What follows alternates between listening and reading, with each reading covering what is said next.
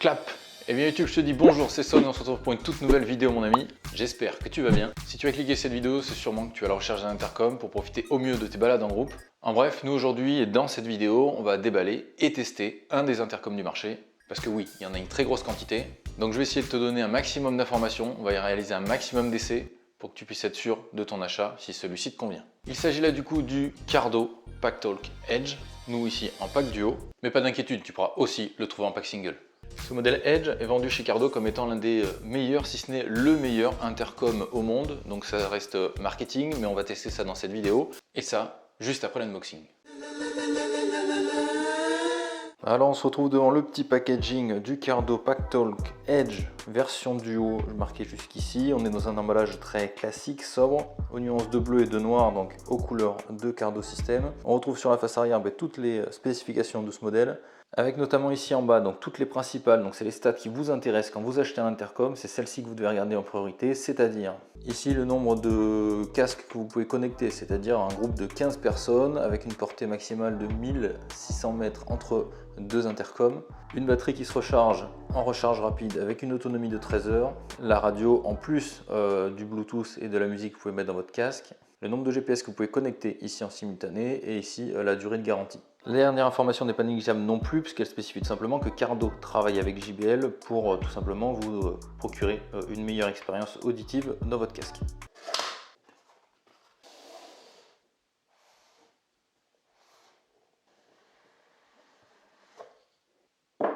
Les premiers éléments qu'on retrouve à l'intérieur de la boîte sont tout simplement ici les deux intercoms, donc vous n'en aurez forcément qu'un si vous êtes en pack single. On va simplement les prendre, les mettre de côté et on regardera ça un peu plus tard dans la vidéo. Les éléments qui viennent en suivant dans la boîte sont tout simplement des petits guides, des éléments de garantie, bref, on met ça de côté. Le prochain élément sur lequel on tombe, c'est tout simplement la notice d'installation pour vous aider à intégrer au mieux l'intercom dans votre casque. Ensuite, on tombe sur la notice d'utilisation du PackTalk Edge. On tombe ensuite sur deux plus petites boîtes dans lesquelles on va retrouver le reste des équipements. En premier, on retrouve tout simplement la petite base sur laquelle va venir se poser votre intercom lorsque celle-ci sera fixée sur votre casque. Un petit câble USB vers USB-C pour la recharge de votre intercom. Ensuite, on tombe tout simplement sur les petites oreillettes JBL 40 mm. Au niveau des micros, vous allez tout simplement en avoir deux. Celui-ci est dédié au casque jet. La dernière pochette contient tout simplement les derniers accessoires du pack, c'est-à-dire ici le support adhésif pour la base. Ici, le support griffe pour venir pincer l'ajout de votre casque. Un petit micro filaire, celui-là qu'on peut directement intégrer dans un casque intégral. Et ensuite, on tombe sur différents scratchs qui vont permettre de fixer soit vos oreillettes, soit votre micro à l'intérieur de votre casque. Les éléments que vous attendiez plus forcément pendant ce petit unboxing, c'est tout simplement les intercoms Cardo PackTalk Edge. Donc ici, encore une fois, il y en a deux. Pour les retirer de leur support, c'est tout simple. Vous avez une petite ouverture derrière. Il vous suffit d'appuyer en même temps que vous tirez de l'autre côté et ça vient tout seul. Donc de premier abord en main, le produit semble relativement lourd, solide, ça semble être de bonne qualité. À part l'arrière où on voit 6 petites vis, eh bien on a l'impression que le produit a été fait en un seul bloc, c'est relativement bien fini. Côté droit, on a une petite molette avec des petits cliquetis. On retrouve ensuite 3 petits boutons de gestion relativement rigides, à voir après si avec les gants, notamment hiver, on arrive à les utiliser sans trop de problèmes. A noter que comparé aux précédentes générations, on ne retrouve pas d'antenne déportée, il n'y a plus rien à replier, tout est intégré directement dans l'intercom. Je passe donc maintenant à l'installation du kit complet sur mes casques et on se retrouve à moto pour l'essai et le débrief. Eh bien mon copain, du coup on se retrouve à moto avec double GoPro, donc tu as l'Aero 8 et l'Aero 4 qui est jusque là. Comment va se passer la suite de cette vidéo? En fait c'est relativement simple. Là, je vais commencer par te donner quelques spécifications, que ce soit matériel ou logiciel du Cardo PackTalk Edge. Et ensuite, je te donnerai pour moi quels sont les points positifs et les points négatifs, parce que forcément, on va aussi critiquer un petit peu, voir un peu les axes d'amélioration, tout ça. On va pas se gêner, mon copain. Hop là. Alors, la première caractéristique, le premier élément dont on va parler, c'est en gros, pour moi, la caractéristique principale. Ce que vous devez absolument regarder quand vous cherchez votre intercom. En gros, c'est la méthode de connexion entre intercoms. Il y en a deux principales qui existent. Vous allez avoir le Bluetooth en premier. Donc ça, tout le monde connaît. C'est une technologie qui est relativement universelle. C'est ce qui va justement permettre cette connectivité, on va dire universelle, entre intercoms, entre différentes marques d'intercoms. Donc ce sont très gros avantages au-delà du prix, parce que c'est une technologie aujourd'hui qui coûte vraiment pas très cher à intégrer et à développer. Ce qui fait qu'en gros, la majorité des intercoms entrée de gamme jusqu'à milieu de gamme sont principalement en communication Bluetooth entre intercoms, simplement pour avoir un prix relativement abordable. Bon, après, cette techno Bluetooth, elle a quand même un inconvénient. En gros, c'est que la techno Bluetooth, elle est légèrement, on va dire, cassante. Elle est beaucoup plus fragile que l'autre technologie que je vais t'évoquer juste après, qui est une technologie à base de radio. Donc, en gros, c'est plus fragile au niveau de tes interconnexions avec les autres motards. Ça se traduit tout simplement par une portée qui est réduite par rapport à une techno radio et par rapport à un nombre de communications possibles aussi limité. C'est ce qu'on retrouve en général sur des intercoms qui permettent 2 à 4 connexions entre motards, grosso modo. Mais encore une fois, c'est moins cher. Et sur mes autres intercoms, ça m'a jamais choqué quoi.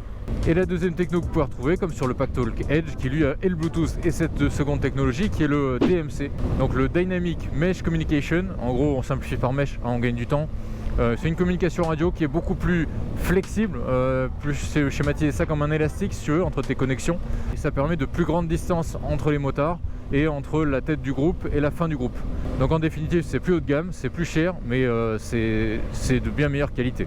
Je suis en train de me complexifier la vie là. Moi je sais pas où je vais. Ouais, c'est au talent, au talent, au talent. Donc déjà rassurez-vous, vous aurez au minimum le Bluetooth, c'est limite obligatoire sur un intercom, t'as pas trop le choix.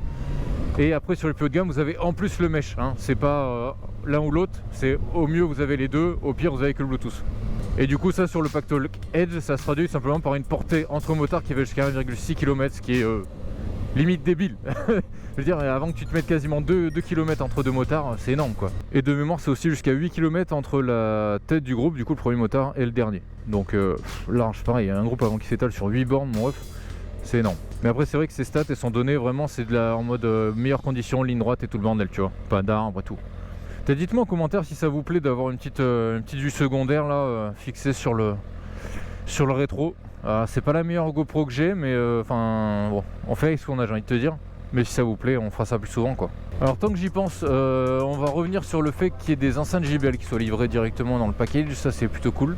Bon, globalement le son est relativement bon, même si je préférais avoir un peu plus de puissance dans les oreilles. Moi j'aime bien avoir le son vraiment à balle, mais après je peux comprendre aussi pour la sécu. Mais le son est très bon et vous avez le choix entre 3 modes audio, donc ça c'est aussi plutôt pas mal. En fonction de vos préférences, c'est plutôt pas mal. Alors tout ça, ça me fait penser un peu à l'application, donc autant vous en parler rapidement. Forcément, vous pouvez globalement tout gérer depuis l'application. Tout ce qui est connexion à un autre intercom, je trouve ça beaucoup plus simple de le faire via l'application. Donc j'utilise que l'appli moi en direct. Dessus, vous avez la main sur tout ce qui est appel téléphonique, musique, radio et du coup intercom. Et le petit truc très utile et pas négligeable, c'est que vous pouvez faire directement les mises à jour de l'intercom sur l'application. Plus besoin de passer via un PC, comme je fais sur mes 3 voire 4 autres intercoms. Donc j'ai envie de te dire, c'est déjà un gain de temps, c'est beaucoup plus pratique. Alors ça c'était le minimum pour moi à voir maintenant en termes de technologie, faire la mise à jour via l'application directement quoi. Bon, du coup, une des fonctionnalités dont je voulais vous parler aussi qui anime ce petit cardo, c'est tout simplement l'enregistrement vocal. Alors c'est une petite fonctionnalité qui va être très utile pour tous les créateurs de contenu, que tu fasses du contenu pour YouTube en format donc horizontal ou TikTok, short, réel, donc du vertical. C'est-à-dire que tu peux utiliser ton cardo pour enregistrer une bande son à part. Donc là par exemple, moi j'ai la caméra qui est là, celle-ci n'est pas allumée du tout, donc là tu vois il y a rien qui clignote, il n'y a pas l'écran qui est allumé, même si le micro est branché, voilà, elle est en off. Tout ça pour dire que ce que tu entends actuellement c'est bien l'enregistrement via le cardo. Donc voilà, j'ai l'enregistrement qui est démarré sur le téléphone, et après je fais le raccord entre la piste vidéo que tu as là et ma piste audio, donc qu'enregistre le cardo. Et du coup pour moi la très grosse utilité c'est tout simplement d'avoir déjà une piste secondaire dans le cas où t'as des merdes, et GoPro ça tu connais qu'au niveau audio il y a souvent des merdes. Donc comme je te le disais, soit une piste secondaire pour une sauvegarde, voilà, c'est du au cas où, mais aussi en piste principale. À titre d'exemple, la GoPro Hero 12 prend en charge les micros via Bluetooth, donc c'est-à-dire qu'en gros le cardo fonctionnera comme un micro Bluetooth, tu peux l'avoir directement enregistré directement sur ta GoPro en même temps que tu filmes. Ou sinon si tu veux utiliser une caméra type Insta360 que tu mettrais à peu près là où je mets, donc moi sur le rétroviseur, eh bien ça te permettrait de pas forcément rajouter de voix off après, mais de tout faire en live, c'est toujours plus naturel, tu as les réactions sur le moment. Et après vous êtes peut-être aussi content d'apprendre que le Pactalk Edge est en certification IP67. En gros ça veut dire que vous pouvez limite l'immerger, vous êtes large en termes de protection poussière et eau, ça fait plaisir. Ah ouais, bah alors ça s'appelle un bon coupage de route. Ah ouais, bravo. Oh là là, ça a failli tamponner. Oh là là, mais les mecs, vous êtes des tarés. Et les vieux, ils ont rien à perdre, mon ref. Ils ont déjà fait le testament, ils s'en battent les couilles. Après je m'excuse d'avance pour ceux qui veulent la balle de détail, mais je vais sûrement en oublier, hein. Je suis pas non plus un pro de la techno des intercoms. Je vous donne ce qui m'intéresse moi le plus, après je vous laisserai chercher un peu sur internet. Après la petite dinguerie que j'ai découverte aussi, c'est le air mount, c'est le montage magnétique de Cardo. Et ça c'est une petite dinguerie aussi, ça te fait bien plaisir, moi je te le dis, quand tu as découvert ça, ça te révolutionne un peu le bordel, hein. C'est un montage juste magnétique, genre ça attire directement ton Cardo, ça se monte tout seul, t'as rien à faire. Et après c'est maintenu par des petits clips en plastique, donc c'est vraiment le truc qui est vraiment sécure. Je l'ai testé à bout de bras, il n'y a pas de problème, le machin il tient. Bon sinon j'avais bien fait de relire mes petites notes parce que j'avais oublié de vous parler de la commande vocale. Et pourtant c'est plutôt pas mal, c'est grave utile en vrai quand tu t'y habitues. Et en gros tu as deux types de commandes vocales qu'il faut un peu séparer. Tu as la commande vocale intégrée de Cardo, donc tu dis la commande et Cardo. Après tu peux lui dire morceau suivant, allume la radio, ce genre de conneries tu vois. Le seul petit défaut c'est que tu es obligé d'apprendre par cœur en gros les phrases préenregistrées, ça c'est un peu chiant. Sinon c'est quand même compatible avec ta commande vocale intégrée dans le smartphone, genre Siri ou Google Assistant, voilà, ça c'est plutôt pas mal. Après très sincèrement pour moi ça marche plutôt en dessous de 60 km/h, au-dessus mon casque est tellement pas insonorisé que si tu veux je pense que le micro il entend que dalle. Donc au final pour moi au-dessus de 60 km/h j'utilise le petit bouton en bas de l'intercom qui fait le même effet et il déclenche ta commande vocale du téléphone. Donc plutôt cool, ça te laisse quand même jusqu'à 3 voire 4 solutions, c'est pas négligeable. Bon, en parlant de boutons, l'intercom il est gérable par 3 boutons classiques plus une molette qui est cliquable. Donc faut un petit temps d'adaptation parce qu'il y a quand même pas mal de combinaisons entre deux appuis, un appui long 3 secondes, un appui long 5 secondes, appui sur 2 boutons en même temps. Donc faut s'y faire, mais comme un peu tous les intercoms. Par contre, pour moi là-dessus il y a quand même un petit point négatif et je vais l'évoquer juste après justement dans les petites critiques de cet intercom. Mais je pense qu'au niveau des petites spécifications on va s'arrêter là, c'est suffisant pour vous dire que ça fait 3 semaines que j'utilise, j'en suis pas déçu pour l'instant. Et on l'a testé avec un intercom d'une autre marque, on va dire Sena pour pas le citer parce que ça va souvent arriver que vous communiquiez entre Sena et Cardo, ça marche nickel quoi. Alors tu vas au gauche, droite, droite, gauche, choisis ton camp. On va à gauche et c'est en clignot, donc ça sent la merde, déjà. Alors maintenant dans cette partie on va passer au point positif, on fera les négatifs après pour les petits critiques et les points d'amélioration. Alors en positif on va quand même retrouver la majorité des points que je vous évoquais avant en termes de caractéristiques, tout simplement parce qu'on est dans le top du top, on est dans un intercom qui est relativement haut de gamme, voire très haut de gamme.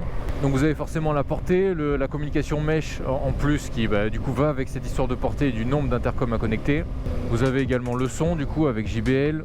Tout ce qui est commande vocale, ça rajoute un confort qui est pas négligeable, c'est une très bonne habitude qu'on prend et franchement moi je m'en passe pas, donc franchement très bien d'avoir ajouté ça. L'enregistrement vocal aussi pour les créateurs de contenu c'est vraiment pas mal, c'est une petite solution en plus qui est vraiment pas négligeable. Et après je vais finir par peut-être tout ce qui est mis à jour via l'application, voilà encore une fois pour moi c'est nécessaire aujourd'hui. Bonjour, avec plaisir monsieur. Je te jure cette bécane les gens ils sont ouf. Déjà elle est pas discrète du tout mais les gens ils sont ouf, ils kiffent et ça fait plaisir putain. Bon on n'était pas dans une vidéo nous parce que moi il faut que je me remette dedans là dans un truc un peu sérieux tu vois.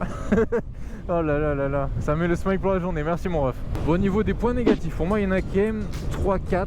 Le premier pour moi ça va être l'emplacement des boutons. Déjà physiquement l'emplacement des boutons.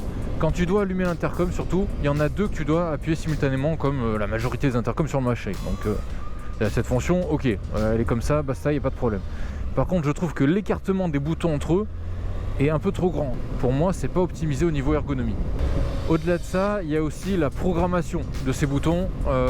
Par exemple, pour mettre en pause ta musique, tu cliques sur la molette. Ok, pour mettre play sur ta musique, t'appuies pas sur ta molette mon ref. T'appuies sur le bouton qui est à l'opposé de la molette. Et ce même bouton, il peut te faire musique suivante et musique précédente si ta musique est déjà en cours. Rien compris moi. Donc franchement, on s'y fait, hein, rassurez-vous, on s'y fait. C'est pas non plus un point noir, mais je comprends pas pourquoi avoir fait ça. À mon sens, j'ai pas cette logique là, donc je pige pas trop. C'est peut-être moi qui suis un peu con, mais je pense que ceux qui ont Cardo depuis plus longtemps que moi ont largement l'habitude sur les autres modèles. Mais moi j'ai eu du mal à m'y faire, là ça va. Mais j'ai du mal avec cette logique là quoi. Perso j'aurais préféré que la molette au clic fasse play et pause. C'était beaucoup plus simple. Et que ce bouton qui est à l'opposé puisse faire à la rigueur musique suivante, musique précédente. Mais ça pour moi ça fait trop de combinaisons sur un même bouton alors qu'on aurait pu répartir ça sur d'autres quoi en fait. Autre point négatif qui est bénin, c'est vraiment pour le dire quoi, c'est au niveau de la commande vocale intégrée Cardo, c'est que tu es obligé d'apprendre les commandes par cœur. Ça c'est un peu dommage. Mais après ils n'ont pas été égoïstes, ils ont permis quand même d'avoir la compatibilité avec Siri et l'assistant Google. Donc voilà, c'est histoire de le dire, mais franchement c'est pas très grave. Dernier petit point négatif pour moi, c'est il y a une sorte de réduction du bruit dans le micro pour que en gros ton interlocuteur t'entende théoriquement mieux. Le problème c'est que bon, moi peut-être que j'articule pas assez, ça je peux l'entendre, mais du coup des fois si je parle pas assez fort et distinctement, en gros il cache un peu ma voix. En gros c'est comme si ma voix elle-même était filtrée, donc c'est un peu contre-productif, tu vois. Donc du coup ce que j'ai fait c'est que je l'ai carrément désactivé. Cette fonction j'ai désactivé parce qu'il te laisse le choix, donc ça déjà c'est bien. Donc désactivé et ça marche beaucoup mieux, et même à 130 casques ouverts, l'interlocuteur a l'impression que tu es au téléphone normal. Donc franchement à mon sens c'est un peu gadget comme fonction, il n'y en a pas besoin. Mais voilà, vu que tu as le choix de la désactiver, moi ça marche très bien sans, donc voilà, c'est un petit point négatif, mais sachant que tu as la main dessus, ça va. Donc en résumé, pour moi le plus gros point, ce serait peut-être revoir un petit peu soit l'ergonomie des boutons, soit, ou voire même en plus, la programmation peut-être pour optimiser ça un peu mieux. Alors en résumé, est-ce que je vous conseille cet intercom? La réponse est oui, si vous en avez le budget. Parce que c'est un intercom que vous trouverez, alors il y a un peu tous les prix sur internet, mais vous trouverez entre, de mémoire, on va dire 350 voire 400 l'unité, le solo. Après vous avez toujours le pack duo aussi, donc forcément plus cher parce que vous avez 2 unités, qui peut lui monter jusqu'à 700 €. Alors du coup mon petit conseil, c'est si vous avez un pote qui cherche aussi un intercom, achetez-le en pack duo ensemble et puis après vous répartissez le bordel, tu vois. Ça te permet déjà de l'avoir un peu moins cher, et surtout si au début le budget était un peu serré, ça te permet peut-être d'avoir un intercom qui est relativement haut de gamme au prix d'un intercom d'une gamme légèrement en dessous, et ça peut être très intéressant pour toi. Sinon, si le budget est encore un peu trop juste pour toi, je te conseille le Freecom 4X, qui est le modèle juste un peu en dessous, puisque tu n'as pas la technologie mesh quand même. Donc c'est ça qui fait aussi la différence de prix. Lui, tu l'auras à moins de 300 €, voire dans les 200 et quelques, avec des promos. Donc c'est vraiment pas négligeable, c'est un très bon intercom. Donc ça peut être un très bon compromis pour toi si ça t'intéresse. Bon, c'est une fin de vidéo pour moi les amis, je vais vous mettre tous les liens, toutes les infos en description, il n'y a pas de souci, vers le site de Cardo, vers le site de Speedway, parce que vous aurez moins 5% avec le code SNOW5 sur le site de Speedway. N'hésitez pas à poser vos questions en commentaire, interagir entre vous, pour ceux qui ont déjà du Cardo, ce modèle Packtalk Edge. Si la vidéo t'a plu, je t'invite à t'abonner, liker et partager comme d'habitude, ça soutient énormément la chaîne, donc j'ai besoin de toi mon ami. Bon, et puis voilà, moi je remercie Cardo de m'avoir envoyé ce petit bijou. On va continuer de le tester, voilà, ça fait bien 3 semaines que je l'ai, mais on continue, je vous ferai des petits feedbacks sur les réseaux, donc rejoignez-moi sur Instagram. Et puis voilà, moi je te dis à très bientôt pour une nouvelle vidéo mon ami, c'était Stone, coupé.